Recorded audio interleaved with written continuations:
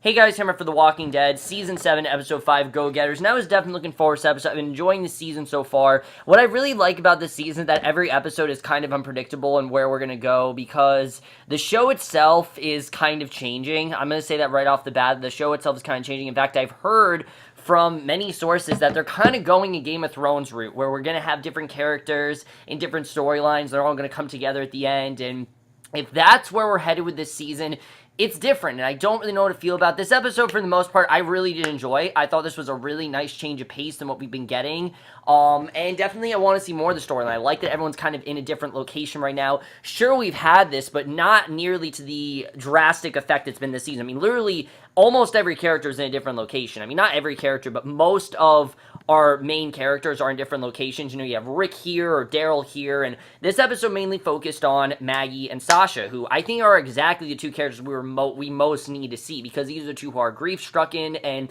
there's some really great stuff in them this episode. We found out more about Gregory and what's going on with him.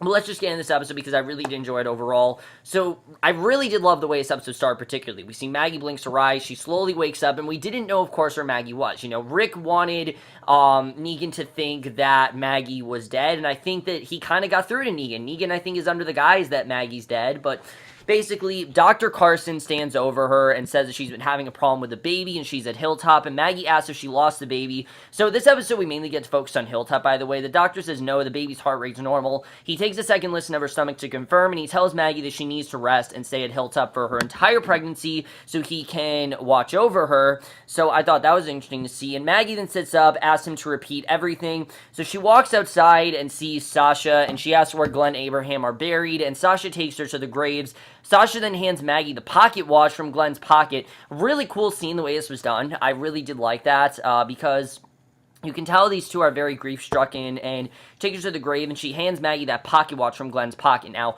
a lot of people have said that there was a clue in the opening credits from the beginning of the show, where every time we saw the pocket watch was like a time, and the fact that we saw this pocket watch now, I think very well proves that connection was true, that Glenn's pocket watch was in fact leading us to his death. And if that's the last thing we see of him, I think it was interesting to see. Now, both women are starting to cry. Maggie kisses the watch, lays it on his grave. I mean, obviously, it's very hard for them to do. They don't want to say goodbye to their lovers, and Sasha says it feels like everything is wrong.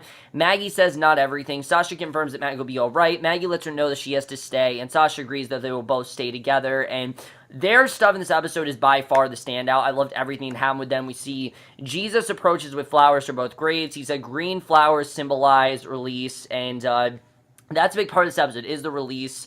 I really did think that was interesting overall, the way we started this out. Definitely really did like that. But Gregory then approaches and asks about the Saviors, and she tells him how many there are. He gets her name wrong and says she needs to leave and go back to Alexandria. And Gregory in this episode, I mean, if you guys thought that Gregory was an asshole before, that is nothing compared to Gregory here. I mean, Gregory is probably one of the biggest dicks that we've dealt with. He's not nearly as dangerous as Negan, but he's just a dick. He really is. He's a dick, he's very manipulative, and he always thinks he's in control, which he kind of is, but at the same time, he's kind of not. And you definitely get that sense here, which I thought was interesting to see.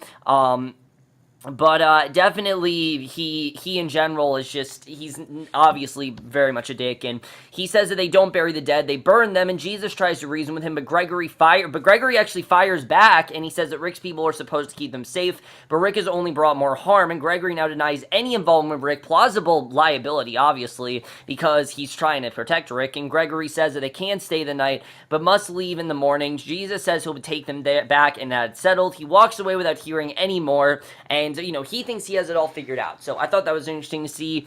Then we get to the stuff that I thought was kind of boring here. Carl and Enid. Does anyone care? I certainly don't. I mean, look, when Carl and Enid started, I thought they were interesting in Season 5. I liked that Carl had a love interest, but how is she not dead? I have no idea how Enid is still on the show. Not that I don't like her character. I've thought that she's an okay character, but how is she still alive? I have no idea how. Just survived somehow, but I don't know how she's still alive. She could have easily died in last week's episode, and she's just another example of a character that doesn't really need to be here. And he's throwing darts. Rick says he should come with them. Shona and Aaron are also in the room. Aaron's actually in this episode. Hello, Aaron, because I've always asked, where's Aaron? Here he is. And Carl and Michonne won't be going. Michonne wishes him luck and kisses him as he leaves, and Downstairs, Carl asks why Michonne didn't go with Rick. She says she has some things to figure out, and both agree that Rick is wrong in how he's handling things, but Michonne has to be sure, because as we know, Rick's just letting the bad guy win, and that's just not how Rick deals with things. And Michonne says, she leaves out the back door.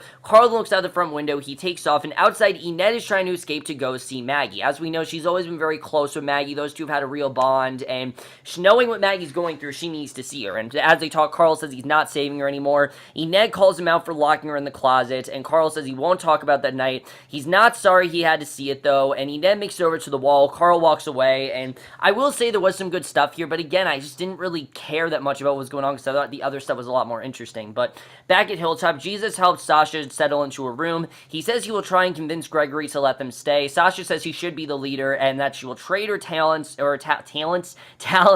for Maggie to be safe, and she asks Jesus what he wants this place to be. He says he just wants to help, but she says that he has to do more than that. He can't just help, and Jesus takes Abraham's gift from Rosita out of his pocket, gives it to Sasha. The two share a moment remembering Abraham. It's a really nice moment overall, especially because we know how much Abraham meant to Sasha, and I think that's a big part of this episode, is how much Abraham meant to Sasha and how much Glenn meant to Maggie.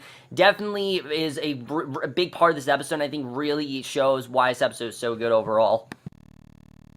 So Maggie enters the room. Jesus apologizes for Gregory again because Jesus, of course, is not liking Gregory's, negative, arrogant attitude, and she asks why they burn the dead. Jesus says it's so they can keep going, but Maggie thinks they should be remembered, and yeah, I agree with Maggie. I mean, these are people who were a big part of their lives, and especially someone like Glenn, he should be remembered. At the same time, if anything happened to Glenn, if they didn't burn his body, he most likely would come back as a walker, and I'm glad the show isn't going in that direction.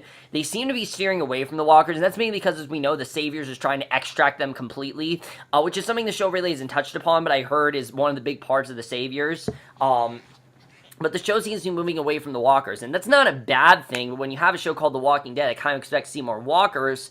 I don't really want to see a scene, though. I think you guys will agree with me.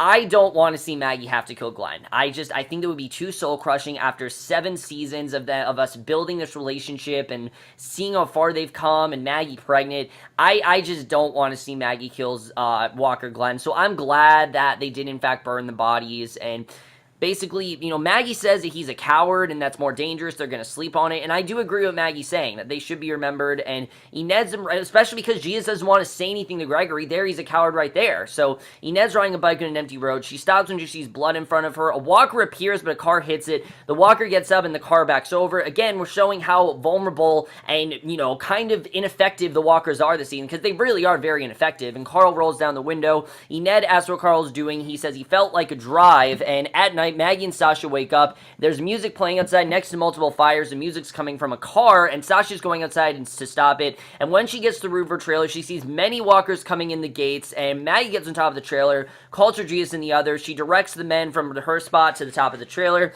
Jesus starts fighting walkers hand to hand. I mean, it's a pretty good scene, and Sasha tries to get in the car, but it's locked and barred. Gregory stares out the window of the house, completely just ignoring them. He doesn't seem to care. Jesus helps Sasha. Maggie appears driving a giant tractor, runs over a large number of the walkers. She continues the others' fight. She runs over the car, crushing it to stop the music. So Sasha and Jesus kill the rest. And again, you can tell how, Gregory doesn't really seem to care about them that much. And that's another reason why Jesus should probably call him out, but he's not. Carl and Ned are them walking on the road. They're talking about why he wanted to kill Negan, and Carl wants to remember what happened that night, so if he ever gets a chance to stop Negan, he will be forced to remember. And Carl apologized for locking her in the armory. Enid said that she was worried about Maggie, and I do like that Carl wants to do something, but at the same time, it's just not going to happen. I mean, he's not going to be the one to kill Negan. I think Dwight, like I said, is going to be the one to kill him, but back at Hilltop, Gregory insists that Maggie and Sasha are leaving. He says that Jesus isn't in charge and these are his decisions. He says Jesus can take over, but he has to stay for more than 5 minutes at a time. And again, he's just being a dick. We see Sasha and Maggie enter. Gregory insults both women must go. Even when Sasha offers to go in her place, Gregory makes a pass at the women. I mean, he is one of the most vile, sexist characters we have in the show. And if you thought that Negan was sexist, I mean, that is nothing compared to Gregory. Definitely, Gregory is someone that I really hope dies beginning of the season because I really hate his character. So Maggie calls him out for it. More saviors arrive. Gregory forces Maggie and Sasha to stay in the closet so they aren't seen, and Carly and Ned are walking, but she's ahead of him. She begins to cry, but he can't see, and Carl finds rollerblades in the backpack on the side of the road. They begin to ride them. They begin to hold hands as they continue. This, to me, was just really cheesy, I have to say. I think any scene between these two, some of them have been very genuine, some of them are very cheesy, and in this episode, most of that came off as very cheesy, mainly because I don't really feel like we needed it. I get why Ned was there, but I don't feel like we needed all of this Carl and Enid stuff. I just felt like we're past it. We don't really need... I get it, they're together, whatever. I just didn't really... we didn't really need it, unfortunately. I mean, I don't think it was bad. I just didn't really feel like we needed it. But Gregory opens the door for Simon. The other saviors at Hilltop, he tells them to make themselves at home. And Simon, this is a character that definitely is going to put Gregory in his place, and I can't wait to see where he's going to go. Simon says it in a social call. He tells Gregory that they should talk in private. And Simon tells Gregory that the people he used to deal with are out of play and takes him into the study. A lot of people are calling him Trevor Phillips because of Grand Theft Auto, which I don't play that game, but actually he actually does very much look like that character. Like, I looked at Trevor Phillips and look at Simon. They're pretty much exactly the same. They look very similar, and Simon and Gregory are staring at a painting. Gregory said the message last night was received loud and clear. Simon questions him. He says it was management by example, and Gregory agrees. Simon says they worked their asses off last night to provide him with an example, and Simon says the people in Hilltop probably forgot what the walkers look and smell like, because again, they're there to get rid of the walkers, and they were going to clean up the mess so they could show the service they provide, and Gregory says they probably learned it all from the saviors in the first place. Simon hints the people get butchered, but the people that kill them work for Negan now, and Gregory tells Simon to tell Negan that he understands how to cross the aisle. Simon says that there's really no need, that he is Hilltop's Negan now, and the two come to an understanding, basically, about it. So Simon asks if there's anything else he should be made aware of, and Gregory stays silent. He says there actually is something. So the men leave the study. Gregory leads Simon to the closest where Maggie and Sasha were, and Jesus watches as Gregory opens the door to reveal bottles of classic scotch, and Simon knows that he hates scotch, prefers gin. He says that Negan will love it, but it's going to be from himself, not Gregory. And as we know, if you do stuff for Negan, you get everything, but if you don't do anything, you're kind of like a slave. So Jesus smiles as Gregory's embarrassed by Simon, and the saviors are going to go through the entire house and take half. He also knows that he will take the painting. Simon asks Gregory to kneel before they continue, and I like the way that Simon has power over Gregory. Like, Gregory, who we've seen, is such an asshole and so powerful. Even Simon has power over him, and this isn't even Negan. This is someone who works for Negan. The fact he has power over Gregory is crazy, and Gregory instantly obliges. Simon tells him it's a solid kneel. He pats his head like a child. Jesus is then disgusted with his leader, and Carly and that was pretty crazy to see, seeing, Jesus hating what's going on here, because again, Gregory's not doing anything. He doesn't really seem to care that Simon is telling him what to do. How is this their leader if he's not going to do anything for them? I mean, again, it seems like they're leading us to Jesus defending Gregory, but right now he's just not really doing anything.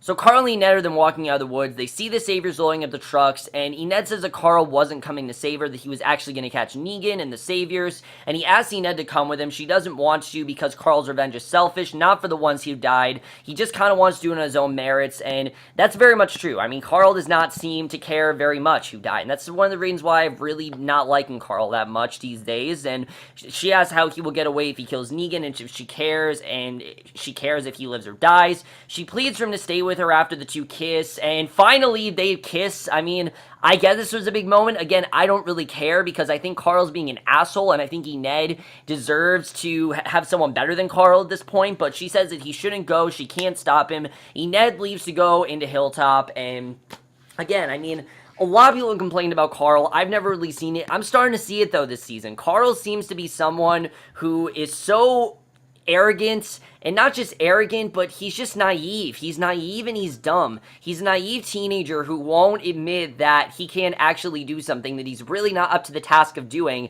And like I said, he's not going to be the one to kill Negan. There's no way that out of all the people to kill Negan, that Carl's going to be the one to do it. I just don't see that happening. I think it's going to be either Rick or it's going to be Dwight. I don't see Carl being the one to kill Negan. That's just not going to happen. I don't see that possibly happening. I get why he wants to do it, obviously, because it's Negan, but I don't think Carl's gonna be the one to kill Negan. Either way, though, I do like Enid, like I said. I just don't think he's gonna be the one to do it. But in Gregory's room, Sasha and Maggie walk out of the closet. Gregory says that they have to leave, that Jesus tricked him, and Jesus puts his foot down, and finally, Jesus actually does put his foot down. He says the women are staying. He will knock Gregory out of power if they don't, and Gregory says the saviors can't be quite reasonable. Maggie punches him in the face, and Maggie says this is her home now. She says Gregory will call her by her real name, Maggie Ray, and that was such a well-done scene. And it's so sad to see her go by the name Maggie Ray, because as we know, Glenn's dead, so she's got to use her surname now. Really great scene, though. I mean, definitely very much worth it, especially when we saw how much he was treating them like shit and how ineffective he really was being to all of them and how Jesus really didn't care. I just thought it was a really powerful scene overall. I definitely really enjoyed that, and definitely one of the highlights of the episode, seeing that going down. So Jesus looks out the window with Maggie and Sasha, and they talk about how Gregory came to power. He says that someone else will take over, but he tells Maggie that they'll talk about it again, and we don't know who that's going to be, but someone definitely is going to come to power. I'm thinking that it's going to be Jesus that's going to be the one to do that. I mean, he just seems like a good leader. And after Maggie leaves, Sasha asks if Jesus can find out where Negan lives. He says he can, but Sasha insists that it has to stay between them, and Maggie can't know. And out of Glenn's grave, Maggie finds Enid. So that was interesting to see, the fact that Maggie can't know, and I think the reason is because she knows that Maggie wants to kind of lead a rebellion against Negan. And if Maggie finds out where Negan is, then she's definitely going to go after him. And I like that Sasha is kind of doing the more smart thing and deciding not to retaliate against Negan, because she knows she can't fight him. She doesn't have the army, she doesn't have the skills, she just doesn't have the tenacity to fight someone like Negan. Does she have determination? Yes, but she can't fight someone like Negan. That's just not who Sasha is. And I like that Sasha's being the smart one. You would think that Maggie is, but I like the way we're going with this thing. Overall, that's very interesting. And out at Glenn's grave, Maggie finds Enid. She has tied the balloons to his grave, and Enid asks if Maggie's okay. She says no, but she will be. And again, I like that these two are back together. I mean, we've always seen how much Enid's relied on Maggie and how much she's always been there for her. So I like this overall. And inside, Maggie's telling Enid about the walkers they killed last night. She says that there was a boy from high school whose car she ran over with the tractor, and Sasha enters, and Enid says she came by herself. Enid puts the balloons on the Ron grave, and Maggie gives the watch to Enid, tells Sasha that they have to each other to remember the men by, and the three hold hands. They pray over the dinner before them, and as they pray, the Sabers are loading boxes into their trucks. They roll their convoy out. The members of Hilltop close the gate. Sasha's sharpening a knife with Abraham's cigar in her mouth, and Jesus then jumps into one of the trucks. Carl's already in there waiting for him. We don't really know where this is going, if he's going to go after Negan or really what's going to happen there, but that is the way the episode ends. Really interesting stuff overall. Let's just get into this episode where I think we're going to go overall. So overall, I thought this was a really strong episode. Definitely better than last week's, because, there was actually stuff going on in this episode, where last week was just a bunch of random scenes. But like I said, the show itself kind of is changing. The show is kind of becoming like Game of Thrones, where everyone's in a separate location. And so far, I think it's working out for them. I think it's giving the characters more time to develop them. It's a little bit slower, but so far, I'm really enjoying it. I think there's a lot less, there's a lot going on, definitely, but it's not confusing. I think by going through each of these, one by one, going through each of these storylines and only visiting them ever, so often, kind of like Game of Thrones does, I think is working for their benefit. The problem is when we're going to get to the latter half of the season. I don't really know if this is all going to come together, but right now I like where this is going.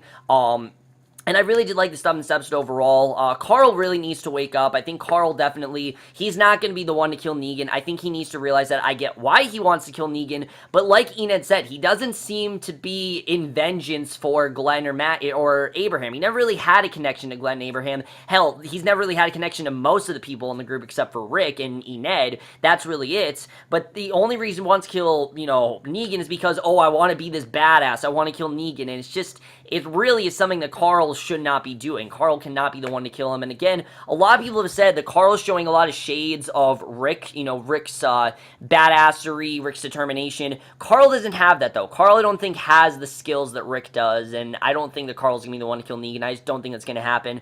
Now, why Jesus jumped into that truck, I don't really know. I don't really know what's going to happen there. I think that's going to be very interesting to see where he's going to go, but I really would like to see Jesus as, I think, the new leader of Hilltop. I mean, we were introduced to him kind of as the leader, leader, and then Gregory took over. So with Gregory gone, I feel like this kind of gives Jesus that role, but we'll have to see, definitely. I'm glad that Gregory is gone, because I really was not a fan of him. He is a main character, I believe, but I'm pretty sure he's going to get killed this season, because he just seems like someone that's going to get killed very quickly. But Jesus, definitely, I like that he did put his foot down. I like that he told Gregory, look, you can't be this way. You need to treat these women with respect, and I like that overall. And I do like where we're going with Sasha and Jesus. The fact that they're holding the secret from Maggie makes a lot more sense, because, yeah, if Maggie finds out, she's definitely going to try to start rebellion against Negan, which we know that Maggie doesn't really have the army to do. Of course, she's also pregnant, and it's just not really going to work out well for her in the end. So I really do like where that's headed. I think Laura Cohen, in general, did a really good job here. This, to me, was definitely one of the strongest episodes of the season. I really did enjoy it overall. Next week's episode, once again, we're getting like a 70-minute episode. I don't know why they're trying to do these longer episodes. I'm hoping it's because they're trying to juggle all these storylines, and they're going to be able to juggle them, you know, in a way where it doesn't get too convoluted, because that's my one worry with the show, is that it's going to get convoluted. I'm hoping that next week we do get to see more of Ezekiel, Carol, and Morgan, because I'm really into that storyline. I'm hoping we get more of that, because I don't want that to be, oh, we randomly see it in the finale. They did that way too much in that one episode last year, and I'm hoping they don't do that this season. But that's my review. Hope you guys enjoyed. Let me know what you guys thought of this episode overall. Loved your thoughts on it, and we'll see you guys in my next video, which will be for tonight's episode of Westworld, which I cannot wait for, especially after that cliffhanger, and I will see you guys for that. Okay, bye.